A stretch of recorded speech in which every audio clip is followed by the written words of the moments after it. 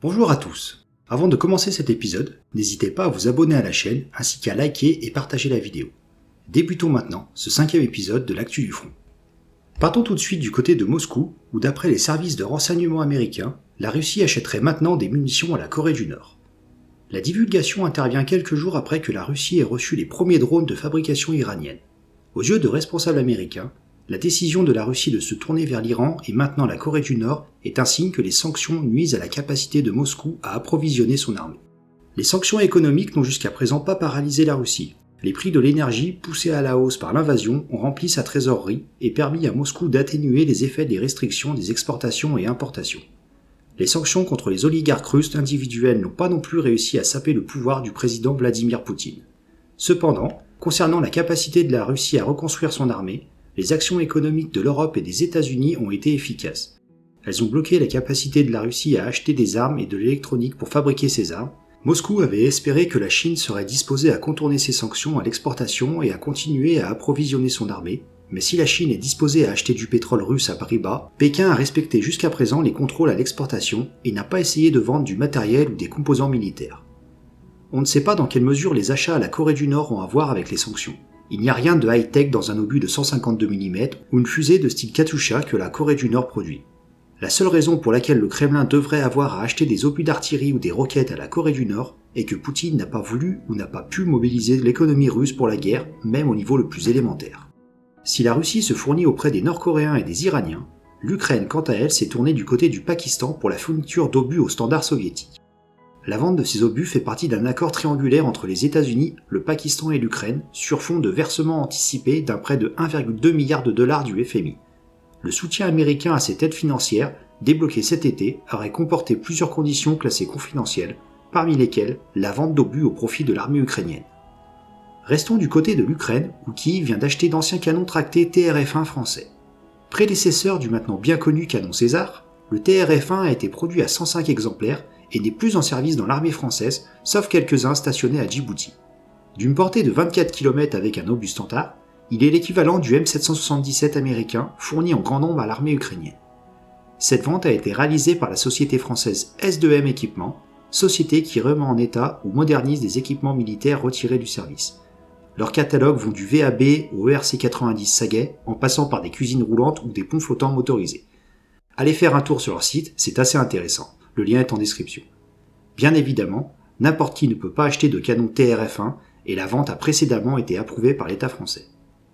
Revenons en France où ce mercredi 6 septembre, le ministre des Armées, Sébastien Lecornu, a rencontré les industriels de défense. Objectif : optimiser les capacités de production dans un contexte marqué par le retour de la guerre en Europe. Cette réunion a débouché sur 4 engagements majeurs. En 1, simplifier l'expression de besoins. Pour réussir le défi de produire plus vite et avec un budget maîtrisé, le ministre souhaite que les expressions de besoin s'intéressent autant aux capacités de production qu'aux questions de conception de programme. Si l'accent sur l'innovation doit être maintenu, il ne doit pas empêcher la rusticité. Pour répondre aux besoins de massification, la Direction générale de l'armement et les armées devront formuler des demandes plus simples à réaliser, chaque option sur un équipement étant un obstacle à la vitesse de fabrication. En 2, simplifier les procédures administratives. En 3, mettre en place un agenda de relocalisation. Pour préserver la souveraineté de la France en matière d'armement, le ministre a rappelé aux industriels qu'ils devaient désormais être très attentifs à la question de leurs sous-traitants situés en dehors du territoire national, voire en dehors de l'UE. La crise du Covid nous a montré que tout ce qui n'était pas produit sur notre territoire et à minima sur le territoire européen ne pouvait être considéré comme un approvisionnement sécurisé.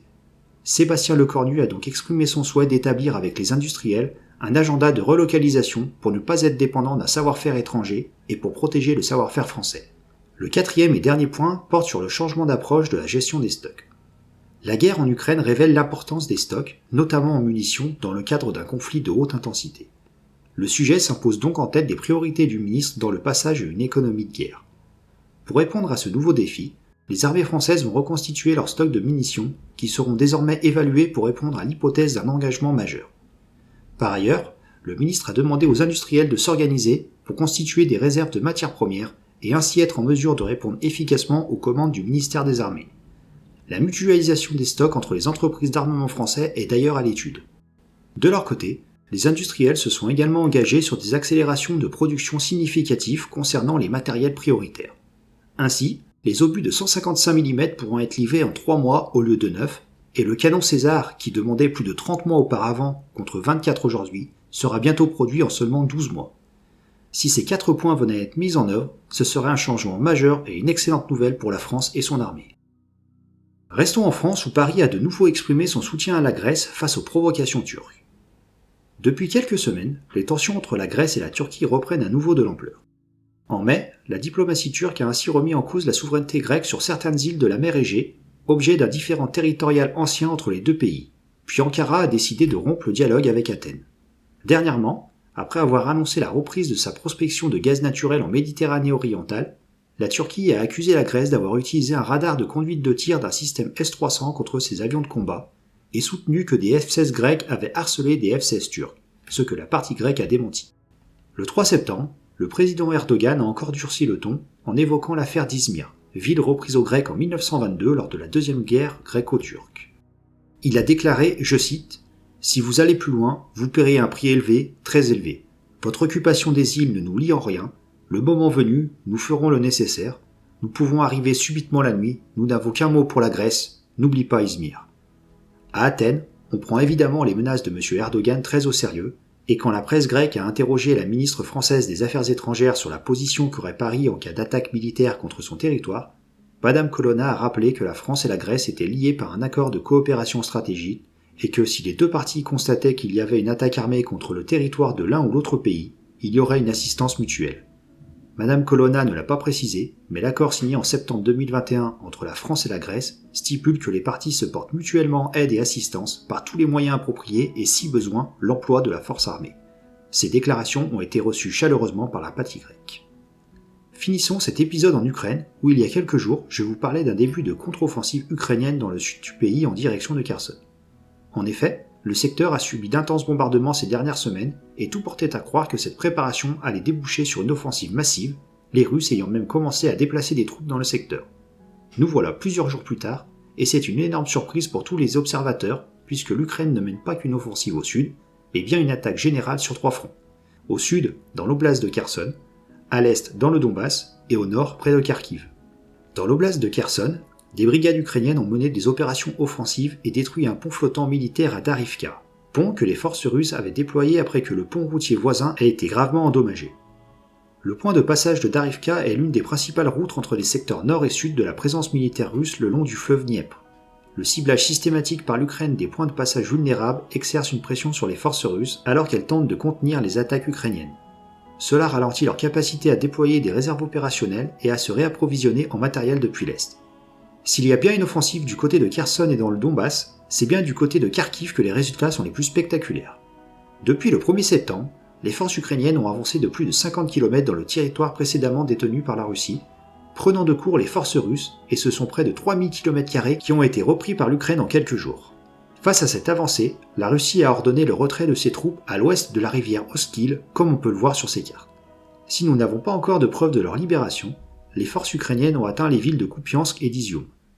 Les lignes ferroviaires qui circulent à Kupiansk sont reliées à la Russie et permettent à cette dernière d'approvisionner la région du Donbass. La reconquête de la ville par l'armée ukrainienne pourrait ainsi fragiliser le dispositif russe dans la région. En réaction, l'armée russe a annoncé avoir retiré ses forces présentes autour de Balaklia et Izium afin de les regrouper près de Donetsk où la situation est difficile selon un dirigeant séparatiste pro-russe. En effet, de violents combats auraient lieu en ce moment même dans la ville de Mayorsk et de Krasnohorivka, ville située à moins de 20 km de la ville séparatiste de Donetsk. Voilà, ce 5e épisode est maintenant terminé, je vous dis à très bientôt pour un nouvel épisode de l'Actu du Front.